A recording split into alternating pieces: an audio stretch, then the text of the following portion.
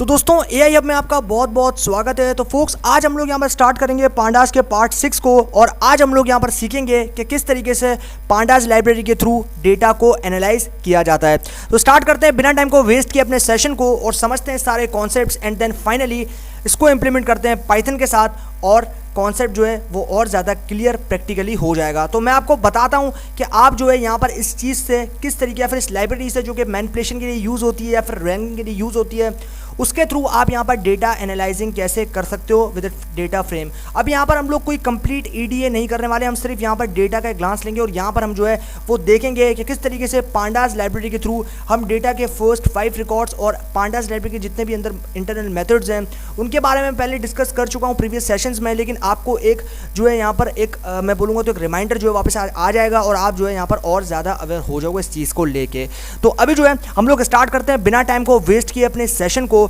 और एनालाइज करते हैं डेटा फ्रेम को with the help of pandas library. तो सबसे पहले हम लोग यहाँ पर देखते हैं कि print 10 rows of data frame. अगर आपको यहाँ पर फर्स्ट 10 रिकॉर्ड्स देखने हैं अपने डेटा फ्रेम के, तो उसके लिए आप जो है यहाँ पर हेड मेथड को यूज़ करोगे और आप जो है उसके अंदर वो वाला काउंट दोगे जितनी बार आपको या फिर जितना जो है आपको डेटा वहाँ पर देखना है।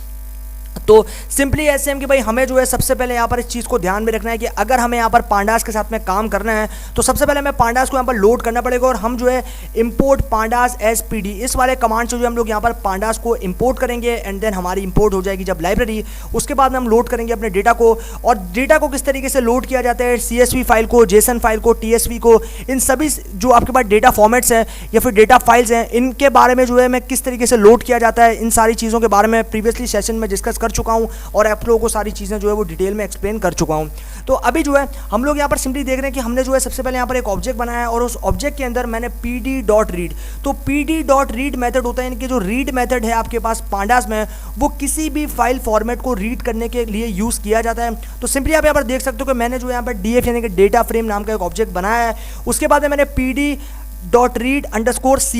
तो pd.read_csv यानी कि read_csv मेथड से जो है आप किसी भी डेटा फ्रेम में किसी भी CSV फाइल को जो है यहाँ पर यूज़ कर सकते हो। और आपको यहाँ पर यह ध्यान रखना है कि आपके पास जो भी फाइल फॉर्मेट है उसी को यहाँ पर आपको जो है वो इनपुट करना है, यानी कि आपको जो है यहाँ पर ड्रॉप करना है। मतलब मान लो अगर आपको यहाँ पर जेसन है, आपके पास यहाँ पर फाइल जो है वो जेसन है और यहाँ पर CSV आप जो पुट कर रहे हो तो आपके पास एरर आ जाएगा। जिस फाइल को भी आप रीड करवाना चाहते हो उस फाइल का फॉर्मेट एक्सटेंशन आपको यहाँ पर प्रोवाइड करना पड़ेगा। तो क्योंकि मैं यहाँ पर डेटा.csv, तो मेरे पास यहाँ पर फाइल एक्सटेंशन या फिर फाइल फॉर्मेट कौन सा है, CSV फाइल का डेटा है मेरे पास, यानी कि कॉमा सेपरेटेड वैल्यू। तो इस टाइप का मेरे पास डेटा है, तो इसलिए मैं जो है यहाँ पर CSV से रीड करवा रहा हूँ, यानी कि CSV को रीड कर रहा हूँ क्योंकि मेरे पास CSV फाइल है। अगर जेसन होती तो मैं जेसन को रीड करवाता। उसके बाद में फाइनली अगर हमें यहाँ पर डेटा फ्रेम को देखना है तो हमें जो है यहाँ पर प्रिंट करना पड़ेगा डेटा को। तो अगर हमें यहाँ पर फर्स्ट 10 रिकॉर्ड डेटा के देखने तो हमें यहाँ पर हेड मेथड को यूज़ करना पड़ेगा, और df.head मेथड से हम लोग जो है यहाँ पर 10 को यहाँ पर या फिर 10 को जो हम लोग यहाँ पर दे देंगे, और इससे जो है हमें डेटा के फर्स्ट 10 रिकॉर्ड जो है वो यहाँ पर देखने को मिल जाएंगे।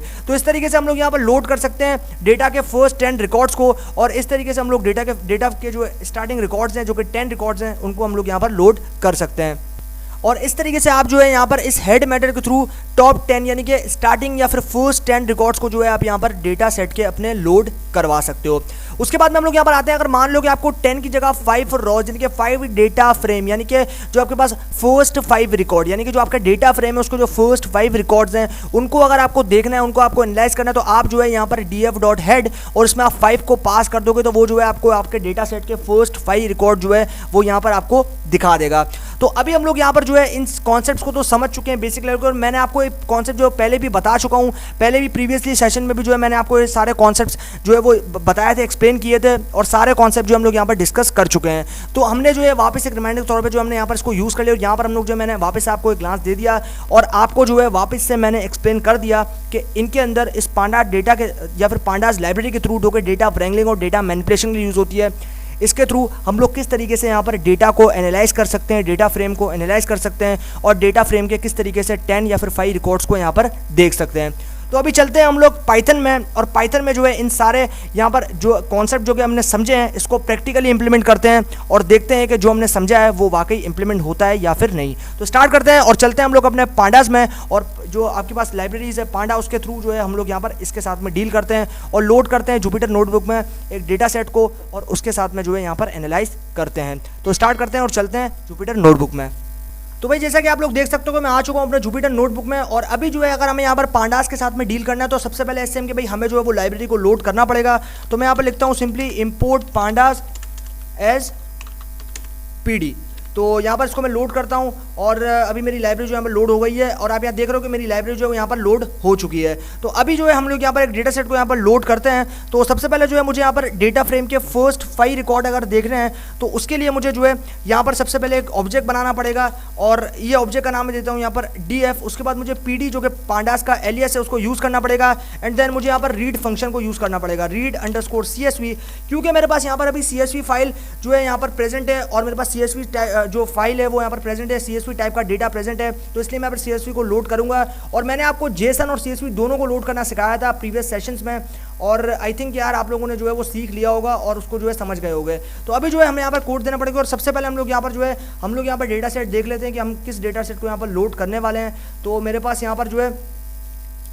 यहाँ पर मेरे पास यहाँ पर जो है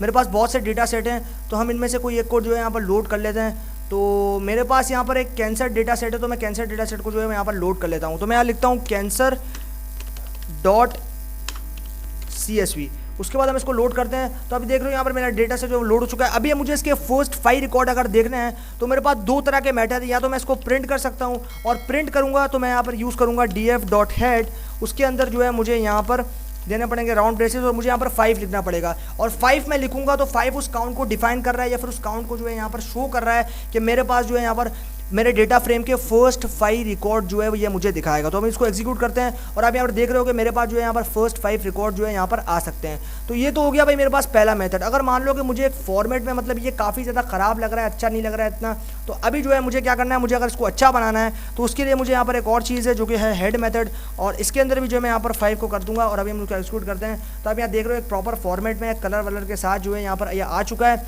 और ये जो है इसके कंपैरिजन में काफ़ी ज़्यादा देखने में अच्छा लग रहा है। तो इस तरीके से आप जो है यहाँ पर फर्स्ट 5 रिकॉर्ड जो है यहाँ पर आप देख सकते हो। तो इसी तरीके से अगर मान लो मुझे लास्ट के 5 रिकॉर्ड देखने हैं तो उसके लिए मेरे पास यहाँ पर टेल मेथड होता है जो कि पांडास के अंदर प्रेजेंट होता है। तो इसके लिए मैं लिखूंगा सबसे पहले मेरे डेटा या फिर मेरे ऑब्जेक्ट का नाम, उसके बाद मैं लिखूंगा यहाँ पर टेल मेथड को। तो यहाँ पर टेल के अंदर मैं जो है 5 को पास करता हूँ, और अभी हम लोग एग्जीक्यूट करते हैं। तो अभी देखो जैसे ही मैंने एग्जीक्यूट किया मेरे पास लास्ट की, यानी कि मैंने पहले देखा फर्स्ट 5 रिकॉर्ड, उसके बाद मैंने देखा यहाँ पर टेल मेथड के थ्रू लास्ट के 5 रिकॉर्ड। तो हेड मेथड के थ्रू मैं फर्स्ट के 5 रिकॉर्ड देख सकता हूँ, और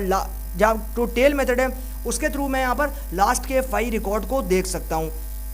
उसके बाद में हम लोग यहाँ पर आते हैं नीचे, और हम लोग यहाँ पर आते हैं और अभी हम लोग जो है यहाँ पर लोड करते हैं 10 को। मतलब मान लो मुझे अगर यहाँ पर अपने डेटा सेट में 10 रिकॉर्ड देखने हैं तो उसके लिए मेरे पास यहाँ पर सबसे पहले जो है df.head मुझे यूज़ करना पड़ेगा, उसके बाद मुझे यहाँ पर 10 को पास करना पड़ेगा। अभी हम उसको एग्जीक्यूट करते हैं, और आप यहाँ देख रहे हो मेरे पास 10 जो है, मतलब यहाँ पर 10 जो है वो एक्सक्लूसिव रहेगा। यहाँ पर इंडेक्सिंग आप देख रहे हो 0 से लेके 9 तक है, तो 10 जो है वो एक्सक्लूसिव रहेगा, मुझे जो है 9 तक वैल्यू मिलेगी, यानी कि 0 को मिलाकर टोटल 10 हो गई। तो इस तरीके से आप जो है यहाँ पर 10 रिकॉर्ड जो है वो ले सकते हो। और अभी जो है हम लोग चलते हैं यहाँ पे, और अभी हम लोग जो है यहाँ पर इसके लास्ट के 10 रिकॉर्ड देखते हैं। तो उसके लिए मुझे टेल मेथड यहाँ पर यूज़ करना पड़ेगा, और मैं यहाँ पर जो है 10 को पास करता हूँ, देन अभी इसको एग्जीक्यूट करते हैं। और जैसे मैंने एग्जीक्यूट किया आप यहाँ पर देख सकते हो कि भाई मैंने जो है यहाँ पर लास्ट के 10 रिकॉर्ड भी जो है सक्सेसफुली यहाँ पर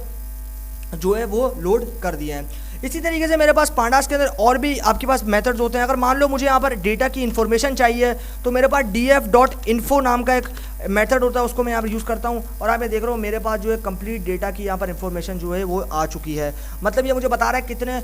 कौन कौन से जो कॉलम्स हैं वो किन किन डेटा टाइप को बिलोंग कर रहे हैं। तो आप देख रहे हो नेम और सर नेम जो है वो ऑब्जेक्ट डेटा टाइप है। आपके पास जो age, smoke, area Q, alcohol और रिजल्ट जो है वो आपके पास यहाँ पर इंटीजर टाइप का डेटा उसके अंदर प्रेजेंट है। तो इस तरीके से आप जो है बहुत सारे कॉलम्स का देख सकते हो। अगर मान लो आपको मीन, मीडियन, मॉड देखना है तो उसके लिए आपके पास डिस्क्राइब नाम का एक मेथड होता है। तो उसके लिए आप यहाँ यूज़ करोगे df.describe, और इसके अंदर मैं यहाँ पर पास कर देता हूँ डिस्क्राइब को। तो अब यहाँ सिंपली देख सकते हो mean, standard deviation, minimum 25%, 50%, 75%, maximum value. तो इस तरीके से आप इस चीज़ को भी देख सकते हो, उसके अंदर एनालाइज कर सकते हो। उसके बाद में हमारे पास अगर मान लो कि आपको चेक करना है कि हमारे डेटा सेट में कोई नल वैल्यू तो नहीं है, तो उसके लिए आपको यहाँ पर सबसे पहले df डॉट उसके बाद इस नल फंक्शन को यूज़ करना पड़ेगा, इस नल। उसके बाद मुझे यहाँ पर क्या करना पड़ेगा, डॉट सम,